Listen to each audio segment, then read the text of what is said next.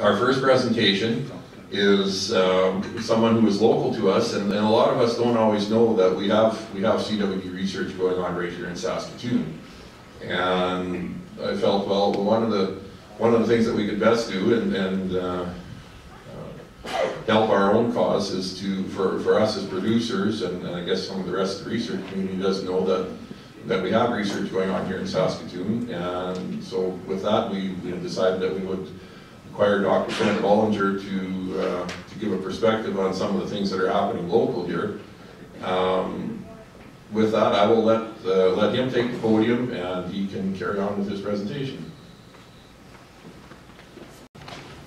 I'll just lower the mic here. Well, first off, thanks to the organizers for the invitation to come and speak today. I was given the task of talking about the disease and methods of transmission. I work primarily on the disease in wildlife, and so you'll see that it has a very strong wildlife perspective, but some of the principles and the issues related to chronic wasting disease, doesn't matter whether they're captive or free-ranging. So I'll start off with the history of chronic wasting disease. This was first recognized as a clinical entity in the late 1960s. In captive mule deer and elk in Colorado and some research facilities there, so they recognized these animals that would waste away over time, show neurological signs. And I initially thought related to husbandry, but then it was Beth Williams who determined that this was in fact transmissible spongiform encephalopathy, similar to scrapie. And that was reported in the late 1970s. So these were research facilities in which they were doing various experiments on nutrition and husbandry of deer. So a couple years later, they determined that the disease was also present in free-ranging cervids in the Wyoming, Colorado area. Estimated overall prevalence in these endemic areas was 4.9% in mule deer, 2.1% in white-tailed deer, and 0.5% in elk. And that seems to be a fairly standard scenario when you have these sympatric species, or these species that are occurring in the same area.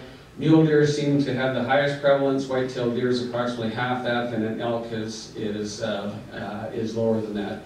And we know from infection trials it appears that they're equally susceptible, so it's probably related to their behavior, their ecology, and transmission of disease or contact with the environment. So this is the distribution of chronic wasting disease now. I think we're in 24 states, and it's been detected in 3 provinces in Canada.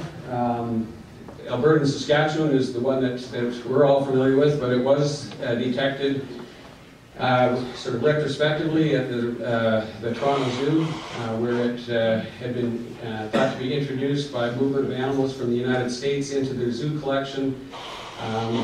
They depopulated the zoo, and there was no further transmission outside the zoo, but that's the 3rd province in Canada that had the disease.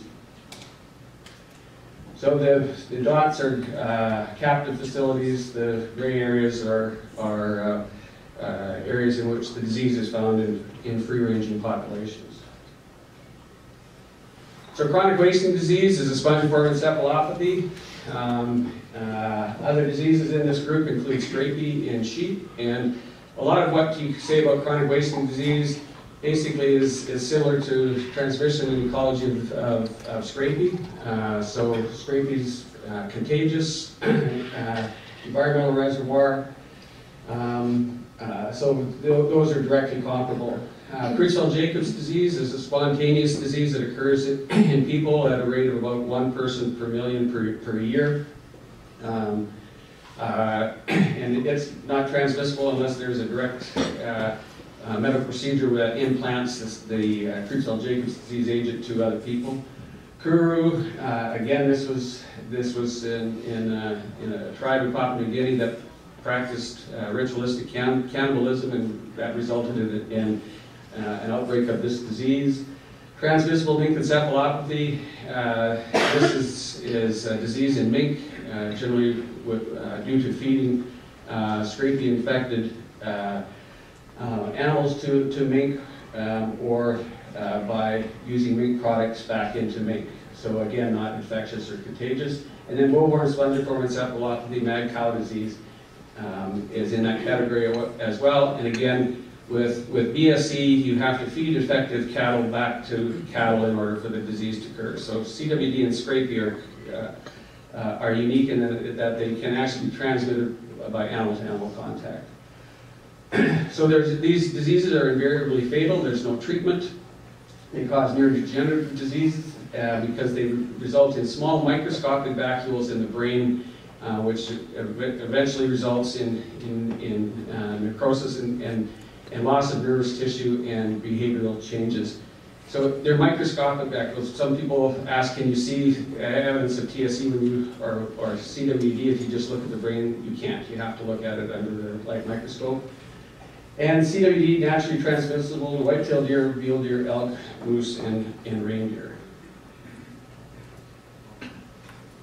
So these TSEs are also unique in that they're caused by an infectious protein, which is called a prion, and it actually induces a conformational change in a normal protein in the body.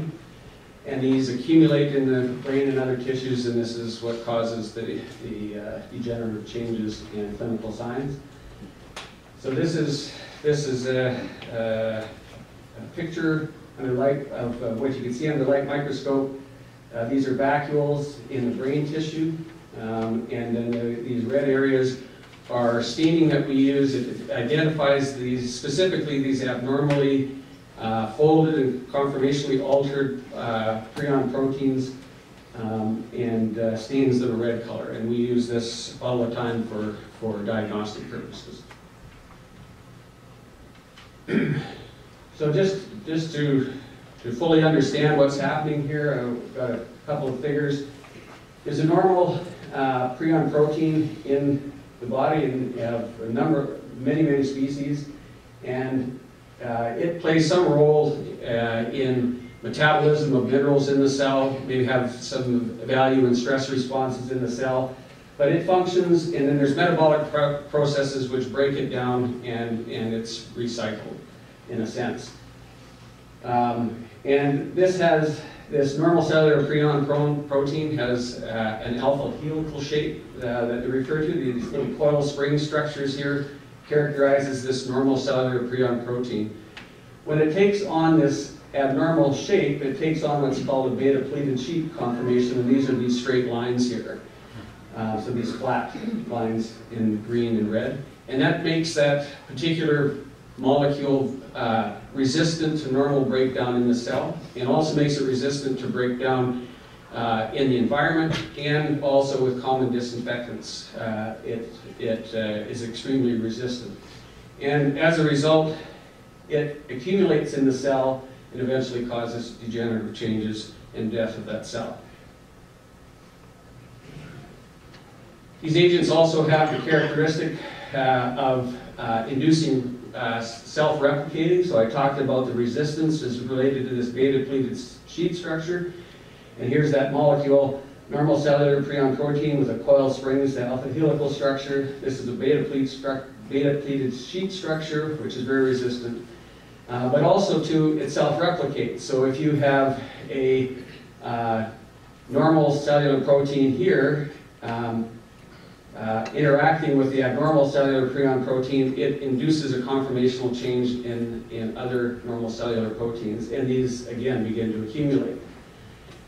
It also self-aggregates, so it binds to other altered proteins, creating these fibrils, again resistant to degenerative changes. So that's what's happening in the cell at a molecular level. So it's also important to keep in mind that there are three types of transmissible spongiform encephalopathies. We have these spontaneous forms, this Creutzfeldt-Jacobs disease, familial forms. So these are spontaneous conversions of these normal cellular proteins to an abnormal form, and then they start replicating.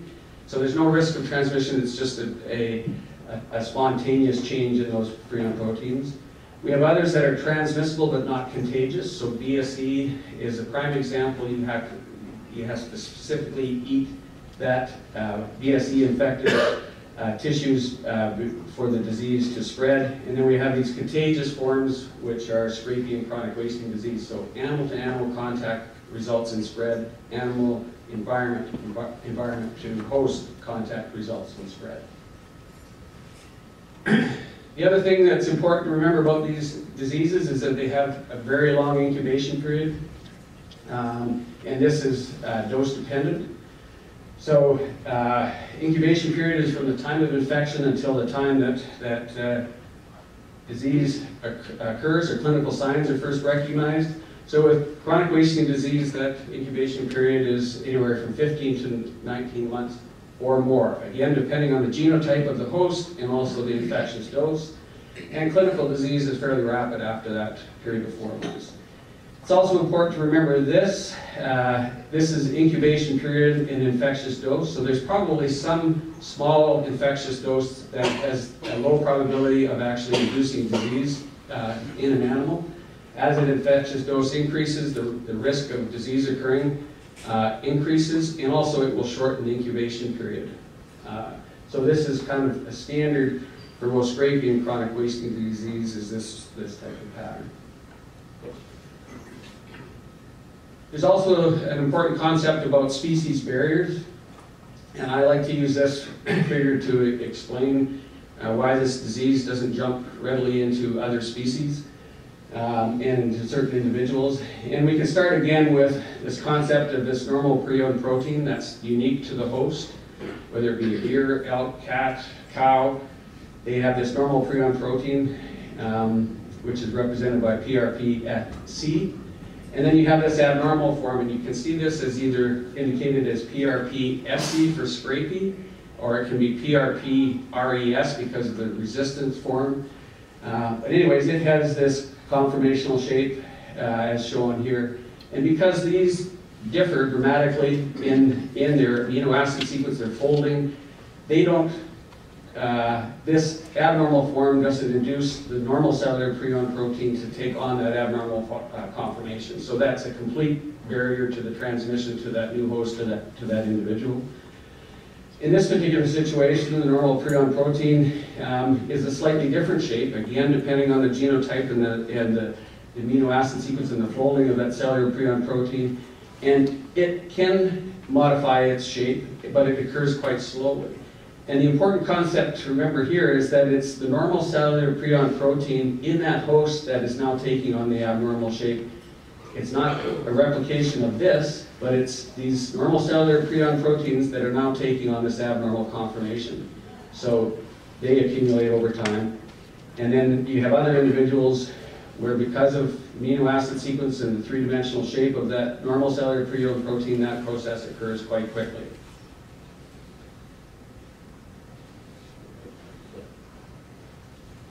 So examples of transmission among species, we have examples where scrapie has been transmitted to goats, to mink, to cattle that perhaps BSE is caused by the introduction of scrapie-infected sheep into the food chain.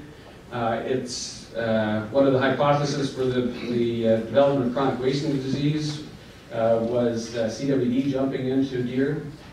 BSE was transmitted to zoo species, to cats. There's a feline spongiform encephalopathy in cats where BSE-infected food material or carcasses got into pet food and induced a spongiform encephalopathy in cats. And then, of course, we're all familiar with new variant Creutzfeldt-Jacobs disease, BSE, into humans. But again, these were a genetically susceptible group of individuals, and a relatively low number. I think it's estimated that 1 million BSE-infected cattle got into the human food chain, and I think there's about 150 or 160 people that came down with new variant Creutzfeldt-Jacobs disease and a very specific genotype. So in chronic wasting disease, it goes into mule deer, white-tailed deer, elk, moose, and reindeer under natural conditions. Experimentally transmitted to Reeves muntjac deer, which is shown in this picture here. So this is by oral transmission. And in Colorado, they're using this as a species that's easy to keep in laboratory facilities and can be used to study chronic wasting disease because it can be transmitted by oral exposure. There's lots of other species that have been infected with chronic wasting disease, but it's intracerebral inoculation, and so it's fairly artificial. It's not oral ingestion, and all of the processes that go from the gastrointestinal tract to the brain are bypassed, and they inoculate it directly into the brain. And so it's unclear how relevant some of those studies are. It sure so it indicates susceptibility, but not necessarily a direct risk. And these are some of the ones that have been shown through intracerebral inoculation: cattle, sheep, meadow voles, red-black voles, mice, deer mice, non-human primates, and domestic cats. So there's another, when it jumps to a new species, it tends to adapt to that new species, and this is also an important principle related to these diseases. And I've sort of demonstrated, taken an early experiment on scrapie in sheep, where they tried to establish it in mice for research purposes. And I've shown these figures up here on the right to kind of indicate the process that's occurring here. So if you go from sheep to mice, we start out with the mouse normal prion protein given by this shape here, and this is the abnormal prion protein that's come from the sheep. And that first jump into the mouse, it's caused a conformational change in the normal mouse prion protein, and it's taken on this shape. Now when you take tissue from the mouse and put it back into mice, it's these abnormally shaped prions that are now interacting with the mouse normal cellular prion proteins, and they more readily take on this abnormal conformation, this abnormal shape. So you can see here that when we went from sheep to mice, the incubation period was 13 months. Then when you go from take mouse tissue to the next mouse, it's 6 months, and then gradually it plateaus at this shorter incubation period. So when it jumps to a new host, it adapts and it becomes more readily transmitted in that new host.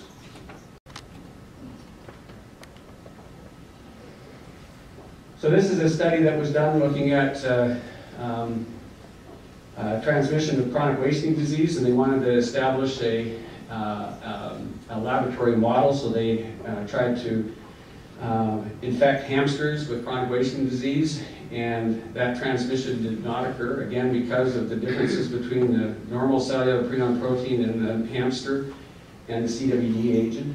But when they inoculated it into ferrets, had this long incubation period of 17 to 21 months, but they could establish CWD in ferrets. Then when they took ferret tissue and inoculated it into ferrets, again, the incubation period was basically cut in half or a third. But then what was interesting is when you took tissues from the ferrets, you could infect hamsters. And so these routes of exposure and new species becoming infected is a real concern.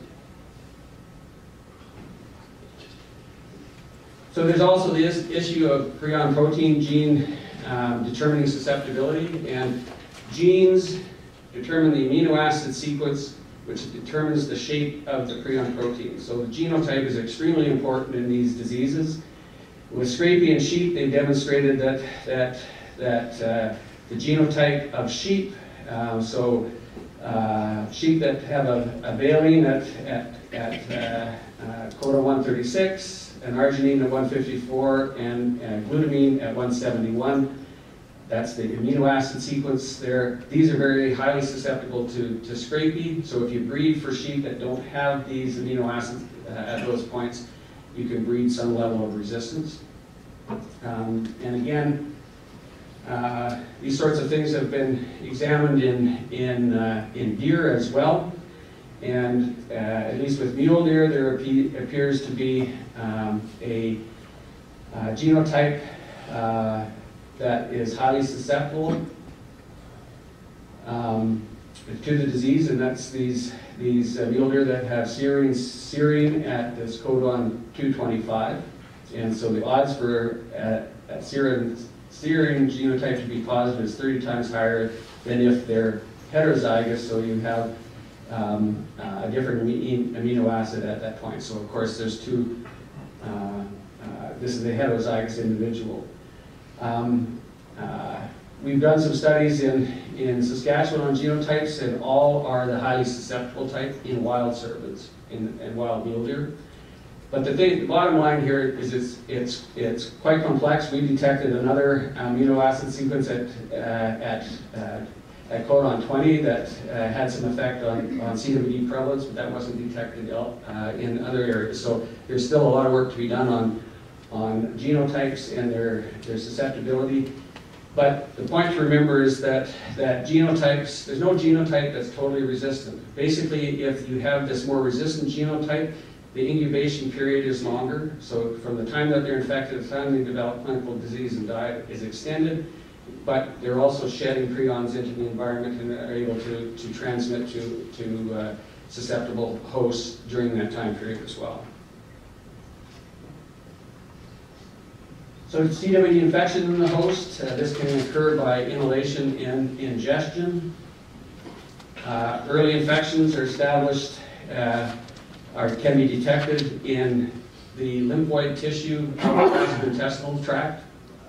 So tonsil, retropharyngeal lymph node is a lymph node in the pharyngeal region, so it's draining nasal cavity and oral pharynx, and so you can pick up these abnormal prion proteins there, hairs, patches, and also in lymphoid tissue just inside the rectum.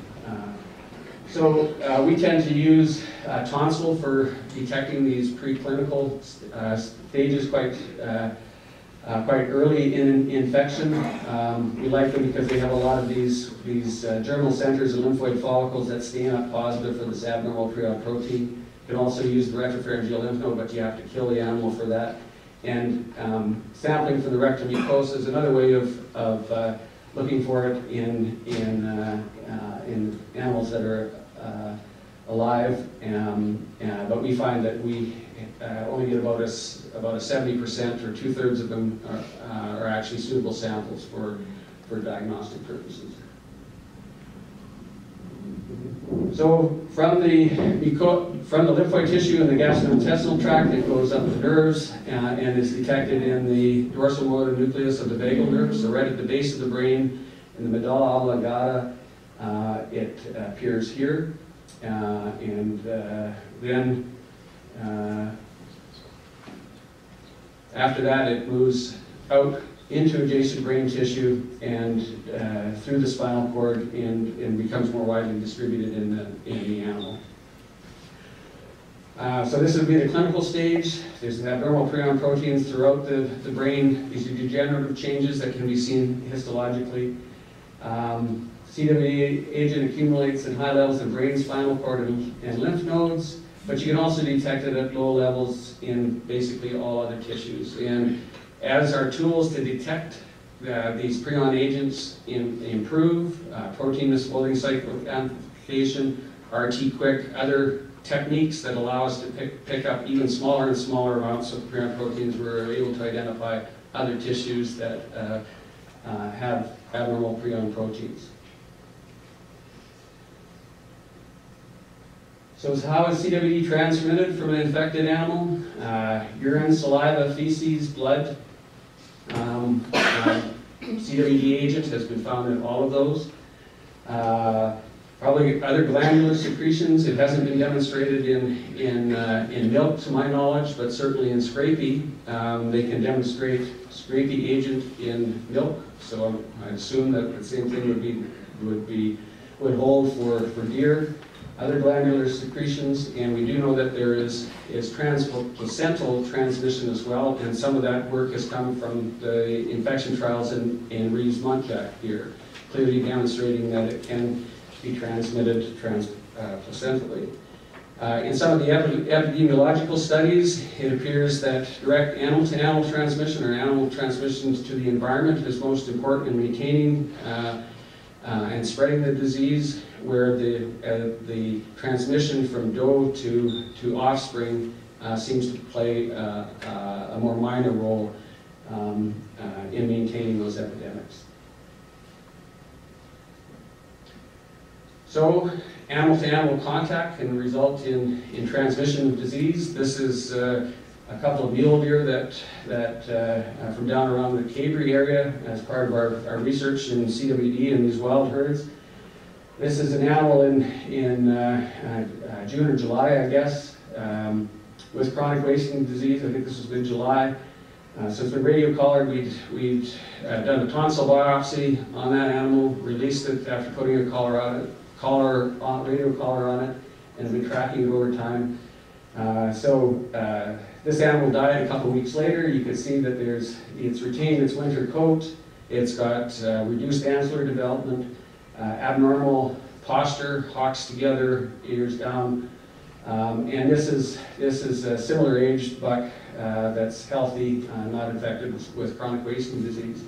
I put that up there. To me, that doesn't constitute contact, right? They're in close proximity, but they're not contact. And there's studies on transmission of, or suspected transmission of disease, CWD, using radiotelemetry and proximity collars. Often these would be considered to be in contact, but they have to be exchanging saliva, urine, and feces. We know in this audience there might be somebody here that's got a hideous disease that can be transmitted by urine, saliva, or feces, but you may sit beside them and not become infected. You might not want to follow them to the buffet afterwards and eat from the same tray, but there's differences in contacts, and that's an important concept to have as well. Thanks, Trent. Enjoy your lunch. So we've been doing some work on actual high-risk contacts as well, and these are the types of interactions that are going to be direct animal-to-animal contacts that result have a higher probability of transmission. So nose-to-nose contact during the rut, contact between does and bucks are high-risk bucks. Sparring in the pre-rut period, again, high-risk activities. And so there's also been talk about group size and how we all see large groups of deer in the wintertime. We know that's a common pattern, but it turns out that the contact rates during the winter are actually lower, so animal-to-animal contacts. That doesn't mean that they're not sharing the environment and being exposed through these large group size, through the environment, but actual animal-to-animal contact is actually lower. And then it's the pre-rut period where males are sparring, where the high-risk contacts occur, and also at rut where the contacts are occurring between males and females. So transmission is a complex problem to address.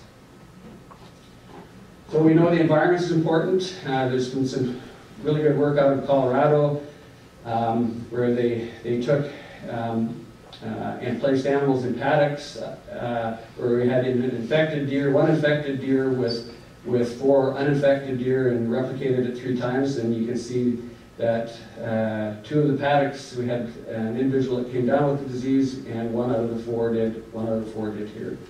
If you've had an infected carcass in those pens, and this was a carcass that had been decomposed 1.8 years previously, put susceptible deer into those paddocks, they too came down with the disease.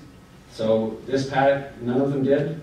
2 out of 4 did in this particular paddock, and 1 out of 5 did in this paddock. And then if you looked at residual excreta, so infected animals had been in those pens 2.2 years earlier. In one paddock, 1 of 3 susceptibles came down, and the other came down with CWD, and the other 2 paddocks, none did. So environmental persistence is an important route of transmission. So there's also been work on mobility of prions and persistence of prions in soils. So it's been determined that fine textured, low pH soils tends to retain these prions up close to the surface where they can be picked up by susceptible hosts. Porous soils with high pH the prions tend to move through the soil column and become unavailable over time. So these clay minerals limit migration of prion protein. The other finding was that certain clay types or certain particles like montmorillonite clay tightly bind these abnormal prion proteins and can actually enhance their infectivities as high as 700 times, approximately 700 times more infectious if they're bound to these montmorillonite clays as compared to just being free, not bound to these clays. So again, soil playing an important part in disease transmission. When they looked at the occurrence of CWD in free-ranging mule deer in Colorado, they could actually demonstrate a 1% increase, or a 1% increase in clay-side particles contents in the soil within the home range of a mule deer increased its odds of infection by 8.9%. So actually showing that the role of clays is not just a laboratory phenomena, but can be demonstrated when you look at the epidemiology of the disease. So clay soils can enhance exposure and infection. And another study did look specifically at chronic wasting disease in the prairie provinces, but did look at the distribution of clay soil types. And we are in an area where there's a high proportion of clay, greater than 50%, 30 to 50% in areas like this. So an environment that's well suited to environmental transmission. And then as well, there's been work done looking at the uptake of prions from contaminated soil. We know that urine, feces, and saliva can contaminate vegetation by surface contamination, but it can also be taken up through the roots into the vegetation and leaves, stems of the plant. Other sources of prion proteins. Prion protein has been demonstrated in water and dust. Some species, like scavengers and predators, can disseminate abnormal prion proteins. They don't become infected, but they ingest prion protein contaminated tissues, and it'll pass through their gastrointestinal tract out into their feces and can be deposited in other places in the environment. But the relative importance of these really isn't well known. So CWD in Saskatchewan, first case was in 1996 in a game farm. And that was followed by one in Swift Current in 1998. Trace backs of these animals indicated that the disease was introduced from South Dakota to some farms around the Lloydminster area. And Alec McIsaac, who will be talking about this a bit more, but from there it was spread to other game farms through the movement of animals, and this was fairly clearly demonstrated. In wild cervids, we started a surveillance program when it was first detected on game ranches, and it was relatively modest. But the disease in wild mule cervids was first detected in the year 2000, and this is the Manitou Sandhills Wildlife Management Zone 46. And this just shows the number of mule deer, white-tailed deer, elk sampled over this time frame. And there was 3 positive mule deer with a prevalence of 0.4% over that time period. They were all within about 5 kilometers of each other, so a focal cluster of infected mule deer. It was next detected in the South Landing area along the South Saskatchewan Cervid Valley. This was in 2002. So you can see clusters of cases, some up around north of Lloydminster at that time as well. And this is getting closer to our current situation. These are the number of wildlife management zones in which CWD has been detected. The point I want to make here is we don't know the distribution of this disease in the province. These sort of off yellow colored wildlife management zones indicate that we have only sampled between 1 and 46 deer over this time period, this 5-year time period. And even if it was at the top of that range, 46 animals tested, we would only be able to detect a prevalence of 5% or higher with the probability of 90%. So we aren't able to detect early incursions of this disease into other wildlife management zones, given our surveillance program. So to give you an idea of the prevalence of the disease in some of these wildlife management zones, recently, this is zone 50. We have a prevalence of about 37%. There's number positive, number tested. Zone 43, so this is the Nipawin area, 8%. Is that cumulative for all species, Trent, or is that just mule deer? No, that would be cumulative. Okay. And in this particular situation, it would be primarily whitetail. Yeah. So, and this is 2016. So there are a couple of years we didn't have a CWD surveillance in wild cervids. It's been reinstituted in the last couple of years, where we're getting approximately 300 heads that are tested. The overall prevalence in the province from this, that's white-tailed deer, mule deer, elk, moose, everything, is 9.5%. And so these are hunter-shot animals. They thought they were normal when they shot them. If we look at, and this is a distribution shown here of all the positives in the province. Red is 2016, the most recent numbers.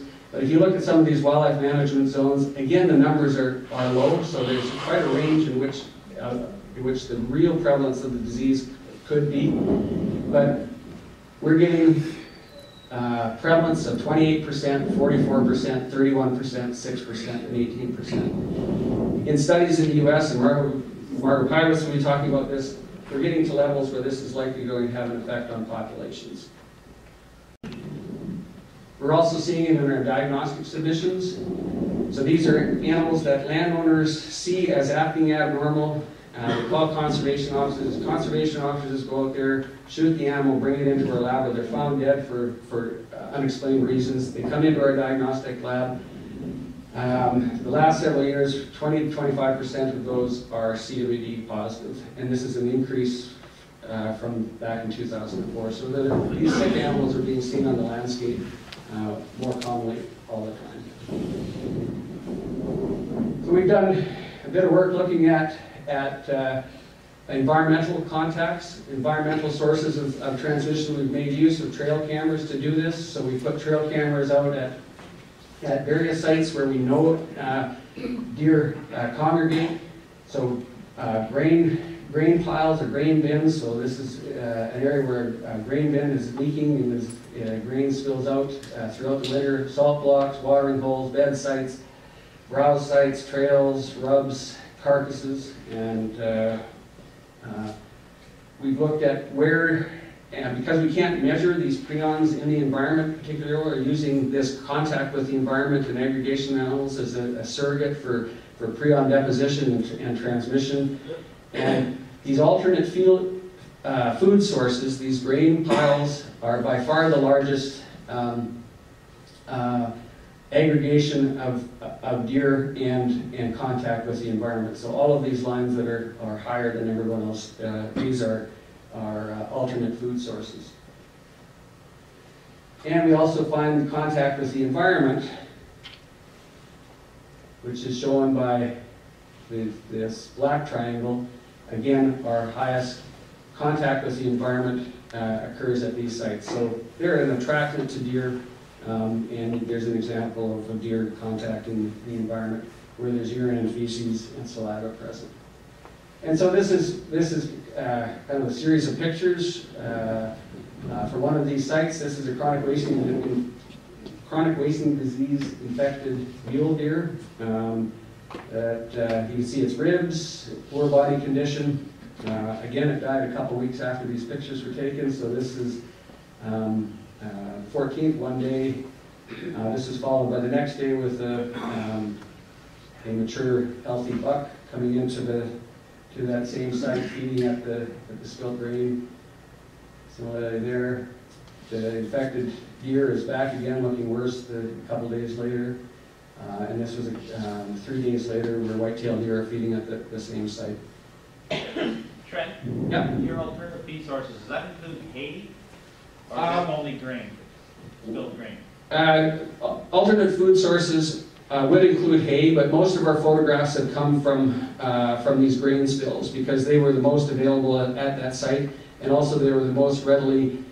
It was easier for us to photograph those sites, but anytime that animals are brought into the same site repeatedly over and over again in a small area, that's what we consider those alternate food sources. And so, conclusions from this study: alternate food sources must be our most important site for aggregation of cervids for focal contact with their environment, and that any control strategy has to look at these alternate food sources and bait sites if we want to try to control CWD. This is just another example of bait sites used for hunting in the Aspen Parkland area, putting salt attractants on the soil. The animals are actually ingesting the soil, urinating, defecating, and contaminating the environment with saliva, so this is an obvious point of transmission.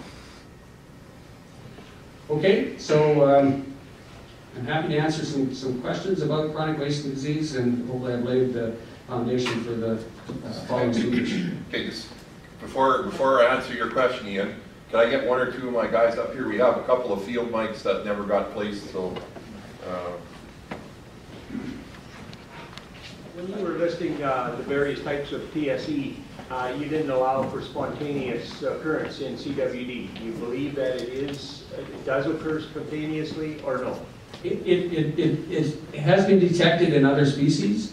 To my knowledge, it has a spontaneous form has not been identified in cervids yet. So it would be circumstantial, for instance, in Norway. Well, that's a good example there. They don't know the origins of CWD in Norway. It's possible that it was spontaneous development of CWD in a cervid species and subsequent transmission. Their leading hypothesis is that it was through movement of cervids from North America or from urine, but they're not ruling out the possibility of other sources of TSE or a new form of CWD. The whole situation in Norway is evolving a bit. The CWD agent in moose seems to be slightly different than what we're seeing in North America. So that could suggest that there's some other strain of CWD out there. So certainly that's on the table. We see it in cattle. We see it in other species where there's a spontaneous development of TSEs. Could I ask one more? Just one more. Okay, in terms of an abnormal protein influencing a normal to change its shape and also abnormals to aggregate, do you feel we have a good understanding of the biochemical nature of communication between those proteins?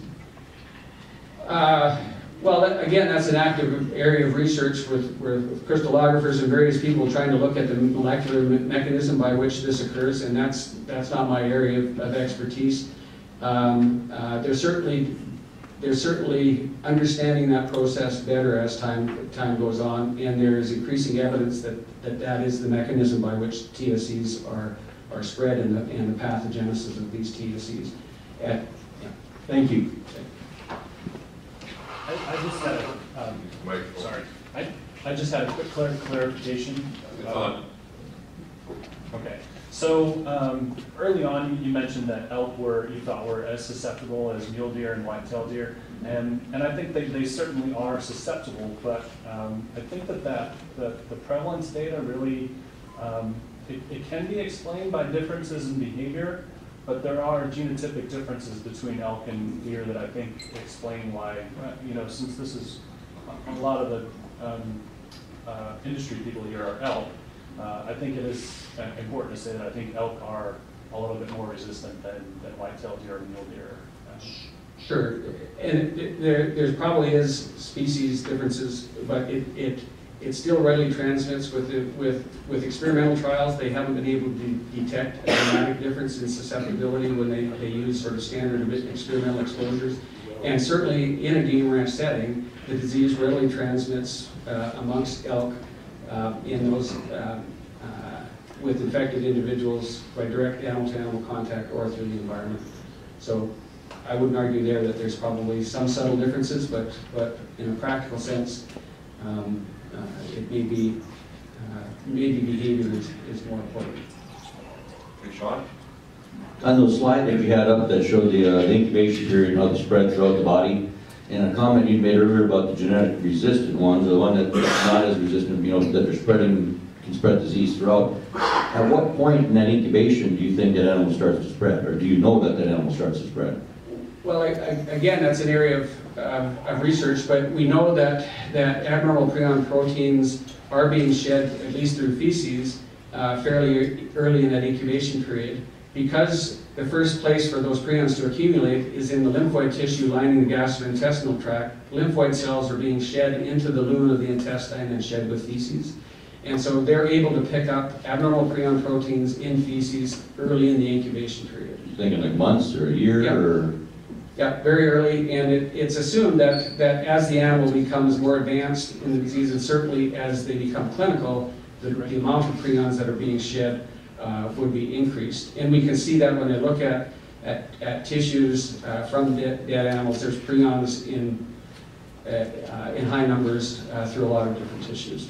And then to play off what Ian was saying there, with those Norway ones, you know, is there a chance that this creep, I mean, the CWD has always been here, has been here for thousands of years, or, you know, I mean, you know, we looked at the slide you put up with the clay across, you know, across the province, and I looked at the slide that said, I think it was 1998, you guys tested 11 deer or something, and 1999 was like 30, and we didn't really test 1,000 or any real statistically valid numbers until in the 2000s. Yeah, but what we're seeing in areas in North America that have had a more systematic surveillance program and have tested lots of animals throughout a state very early in the disease epidemic, they have been able to detect it, and they've been able to track spread of CWD into new areas over time. We certainly have areas like Minnesota that have tested tens of 30,000, I can't remember the last number, but large numbers on not detecting it. Other jurisdictions like Manitoba and British Columbia have been testing for CWD, with sensitive techniques, haven't detected it. And we're watching this gradual spread of the disease over time.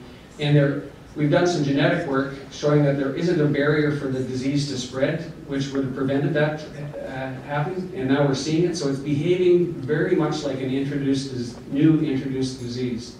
And I think that's pretty compelling evidence that it hasn't been here for a long period of time. There's no disputing that you can spread it, you know, I mean, I think everybody agrees to that, but I think it could be disputed that some areas have always had it. You know, that to think that it developed from one animal or a few animals in Colorado Research Facility and spread across this entire continent and over to Norway gets to be a little bit of a stretch too. Well, new diseases evolve and are introduced into populations all the time, and we watch these epidemics spread. And so it's not a novel idea that you have evolution of a new disease. It's challenging because it's a prion protein. You can't do genotyping. You can't fingerprint this thing. It's difficult to say how the disease started and even how long it's been here. So. I think the weight of evidence is that it's a new disease that's spreading. Take one more question if we got one. Wayne? You said that it's showing that the population is being negatively affected in some areas of the U.S. Yeah. What's the predator status in those areas?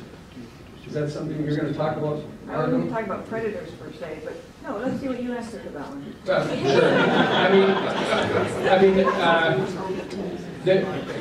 There is the hypothesis, and probably a reasonable hypothesis, that predators are better able to detect infected individuals early in the clinical disease and would take them out of the population, and so that might reduce the amount of environmental contamination that occurs and help to suppress disease in wild populations. One of the problems is we don't like predators, so we get rid of them in many areas, and so that force to try to drive the prevalence of disease down is not there in most areas. So predators may be a way of controlling the disease. They also can distribute it to other areas through their feces. They don't develop the disease, but they can spread it through fecal contamination of other sites. Lots of work to be done on managing this disease in wild cervids and in game ranchers, obviously. Okay, thank you very much, Dr. Walter.